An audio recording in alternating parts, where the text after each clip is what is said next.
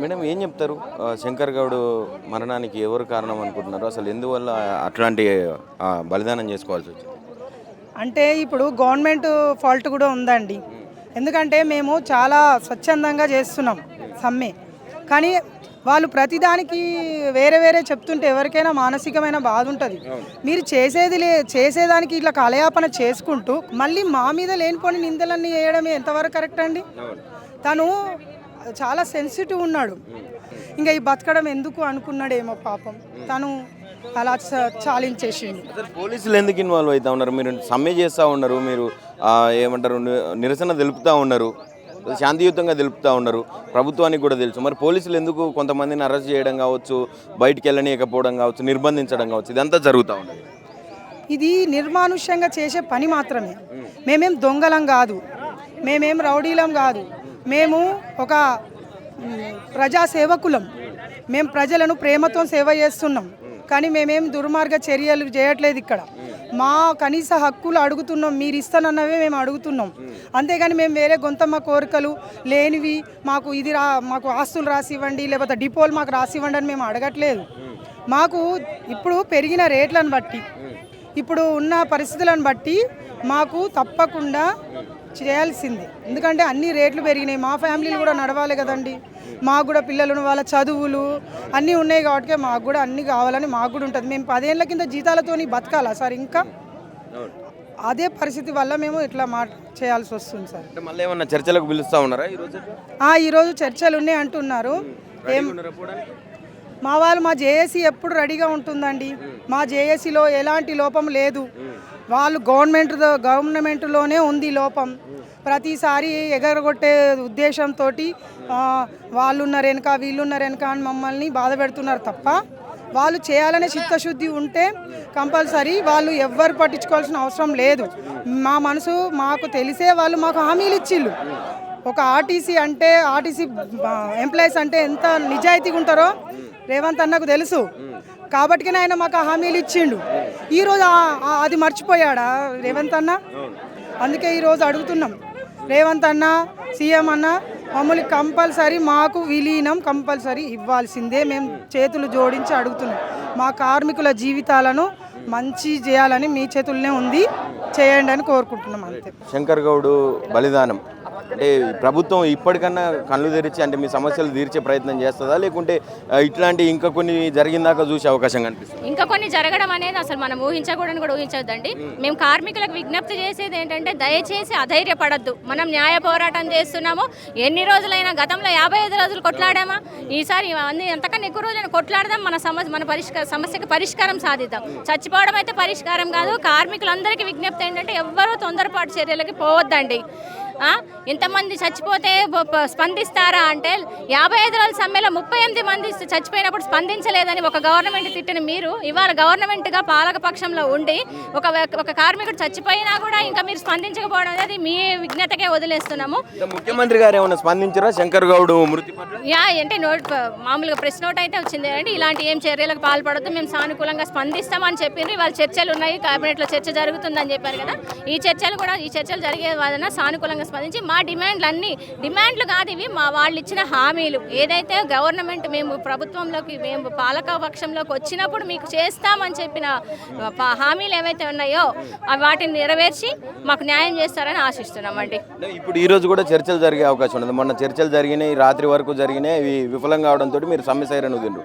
ఈ రోజు కూడా సఫలమయ్యే అవకాశం ఏమైనా కనిపిస్తున్నదా? సానుకూలంగా ఉన్నదా ప్రభుత్వం? వాళ్ళు సానుకూలంగా స్పందించి సఫలమైతే మేము యథావిధిగా మా డ్యూటీలకు వెళ్తాం. మేము అడిగిన డిమాండ్లన్నీ వాళ్ళు చేస్తే, వాళ్ళు ఏమాత్రం సానుకూలంగా స్పందించకపోయినా మళ్ళీ చర్చలు విఫలమైతే సమ్మె యథాతథంగా జరుగుతుందండి.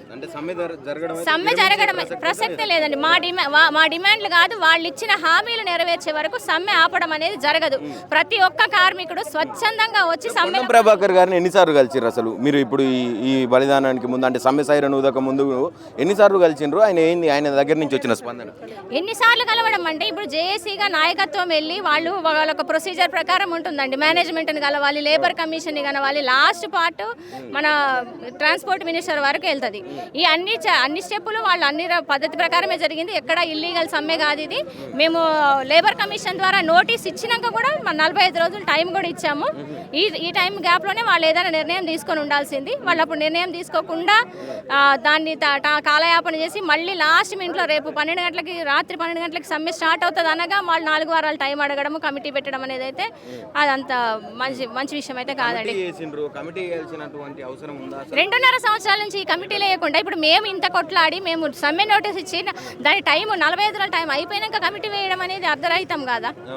మీరు ఎప్పుడైతే ప్రభుత్వంగా మీరు ఏర్పడక ముందే ప్రతిపక్షంలో ఉన్నప్పుడే మేము 55 రోజులు సమ్మె చేసినప్పుడే మా వెనక మేము చేస్తున్న సమ్మెకి మీరు వచ్చి మద్దతు ఇచ్చి మీది న్యాయమైన కోరిక మేము ప్రభుత్వంగా వచ్చినప్పుడు మీకు ఇవన్నీ మేము చేస్తాము అని చెప్పారు. అది చెప్పాల్సిన వాళ్ళు మరి అప్పుడు చెప్పినప్పుడు ఏ కమిటీ వేసి మేము చేస్తామని చెప్పారు? నిర్ణయం మీరు ముందు చెప్పిన తర్వాతనే కదా, మీరు నిర్ణయించుకొని హామీ ఇచ్చిన తర్వాత మేము మీకు అధికారం కట్టబెట్టాం. ఇవాళ అధికారం వచ్చినాక మళ్ళీ కమిటీలు కాలయాపనలు దేనికి? ఏం నిర్ణయిస్తారు కమిటీలు వేసి? మీరు అలాంటప్పుడు హామీ ఎందుకు ఇచ్చారు? ముందు హామీ ఎందుకు ఇచ్చారు? మేము చేస్తాము, మేము చేసి తీరుతామనే హామీ ఎందుకు ఇచ్చారు? మాకు యూనియన్లు ఇస్తాము, మీకు విలీనం చేస్తాము, మీకు అన్ని పిఆర్సీలు చేస్తాము. మీ పిఆర్సీలకు డిఏలకు సంబంధించి మీ పే స్కేళ్ళు పెంచాలన్నా కూడా ఇవన్నీ చేయాలంటే పైసలు కావాలి, ఆర్థికంగా రాష్ట్రం మంచిగా లేదు ఇప్పుడు అని చెప్పి ముఖ్యమంత్రి గారు పదే చెప్తా ఉన్నారు. ఏంది అసలు ఏమనిపిస్తా ఉన్నది? పైసలు లేవని వేటిని ఆపుతారు సార్? మేము ఉద్యోగం చేస్తున్నాము, మాకు పేరు ఇది గవర్నమెంట్ మా కార్పొరేషన్ వీటన్నిటికీ లీగల్గా ఉన్న ఏంటిదంటే 4 సంవత్సరాలకు ఒకసారి పే రివిజన్ అవ్వాలి. ఆ పే రివిజన్ ఇస్తామని మీరు మీ రికార్డ్స్ మీ రూల్స్ అండ్ రెగ్యులేషన్స్లో ఉన్నప్పుడు అది మాకు ఇవ్వడానికి మీరు డబ్బులతో ఎట్లా సంబంధం చేస్తారు? ప్రజా రవాణా అని మీరే చెప్తున్నారు, లాభ నష్టాలు ఎందుకు వేరే చేస్తారు? మేము పని చేయడానికి వచ్చాము, మా పనికి సరిగ్గా ఫలితం అడుగుతున్నాము. మీరు ఇస్తున్న పే రివిజన్ మాకేం ఉచిత పథకాలు ఇవ్వండి, లేకపోతే మాకు రేషన్ కార్డు ఇవ్వండి, ఇవి అడగట్లేదు కదా. మేము గవర్నమెంట్ ఉద్యోగస్తులకు విలీనం కాకముందే ఆల్రెడీ ఎప్పుడో మా రేషన్ కార్డులు కూడా వీగేశారు. మేము కార్పొరేషన్ ఉద్యోగస్తులుగానే ఉన్నాం ఇంకా కూడా, అయినా రేషన్ కార్డులు తీస్తారు. మరి గవర్నమెంట్ ఉద్యోగస్తులకు తీసేయాల్సిన రేషన్ కార్డు మాకెందుకు తీస్తారు? మీరు అంటే గవర్నమెంట్ పరంగా రావాల్సినవి మాకు వర్తించవు, మాకు డిపార్ట్మెంట్ పరంగా రావాల్సినవి చేయరు.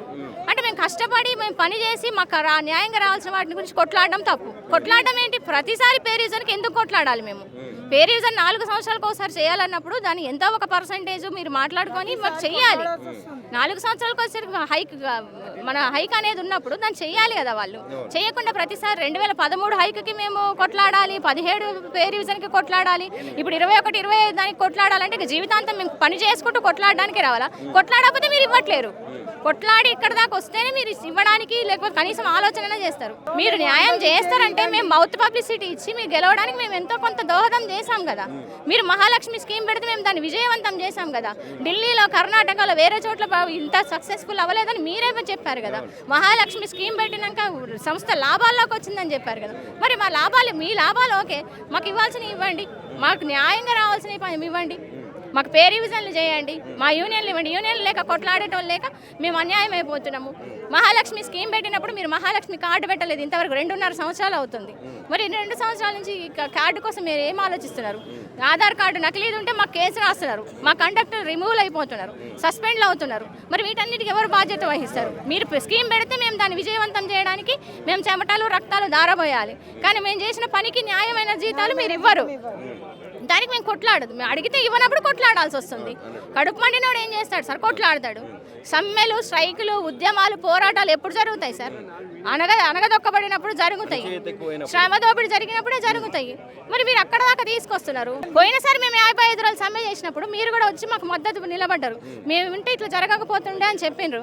మరి ఇవాళ మీరు పాలకపక్షంలోకి వచ్చేసరికి అది ఎందుకు రివర్స్ అయింది? ఇవాళ మీకు మళ్ళీ మీకు శత్రువులం అయిపోయినాం. ఇవాళ మళ్ళీ మేము మీతో కొట్లాడే పరిస్థితి ఎందుకు వస్తుంది? మీరు అంటున్నారు ఎంప్లాయీస్ రిటైర్మెంట్ అయ్యే వాళ్ళు రిటైర్మెంట్ అవుతున్నారు, కొత్త రిక్రూట్మెంట్లు లేవు. 10 మంది చేసే పని 5 మంది మీద రుద్దినా కూడా మేము చేస్తున్నాం. ఇంకా ఏం చేస్తే మరి మీరు చేసే హామీలు మాకు ఇవ్వడానికి మేమేం చేయాలి? 60 మంది ఎక్కే బస్సులో 150 మంది 200 మంది ఎక్కినా కూడా మేము టికెట్లు ఇస్తున్నాము, డ్రైవర్ తీసుకెళ్తున్నాడు.